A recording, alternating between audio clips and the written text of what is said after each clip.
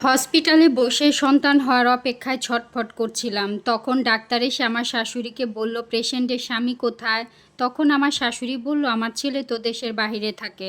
Doctor বলল, স্বামীর সাথে পেশেন্টের একটু কথা বলিয়ে দিন। কথা বললে মনে সাহস হবে, মনটা একটু ভালো হবে। আর প্রথমবার যেহেতু মা হচ্ছে, এই মুহূর্তে পেশেন্টের একটু সাহসের প্রয়োজন আছে। আমার শাশুড়ি তখন আমার স্বামীর কাছে ফোন দিয়ে আমার কাছে দিলেন।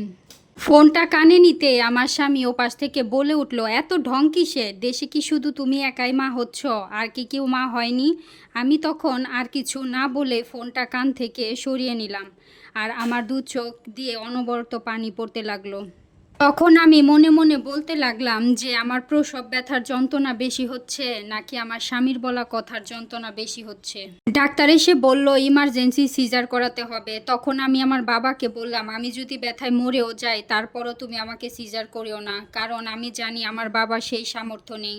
বাবা তখন চোখের পানি মুছছে আর আমার মাথায় হাত বুলিয়ে দিচ্ছে আর বলছে, মারে তোর কষ্ট তো আর আমি সহ্য করতে পারছি না।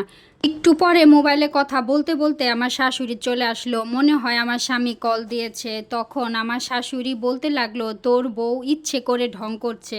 কেন? আমি তো 5 সন্তানের মা হয়েছি, কই আমার তো এরকম হয়নি।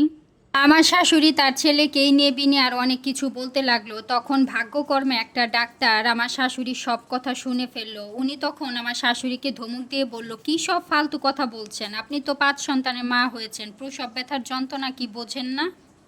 ডাক্তার বলল, ইমার্জেন্সি সিজার না করালে বাচ্চা মা দুজনকে বাঁচানো সম্ভব হবে না। ডাক্তারের ভয়ে আমার শাশুড়ি সিজার করানোর জন্য অনুমতি দিল। কিছুক্ষণ পর আমাকে সিজার করানোর জন্য নিয়ে গেল। আমি 8 দিন হসপিটালে ছিলাম। আমার স্বামী একদিনও আমাকে ফোন দেয়নি আমি কেমন আছি, আমার বাচ্চা কেমন আছে।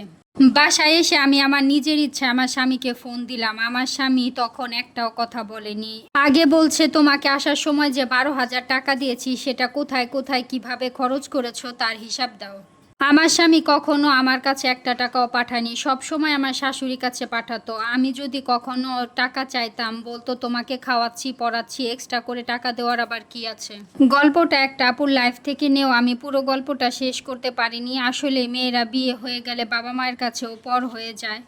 এই অবস্থায় একটা মেয়ে কি করতে পারে আর কি করণীয়, এই উত্তরটা কি এই সমাজ এবং সমাজের মানুষ দিতে পারবে?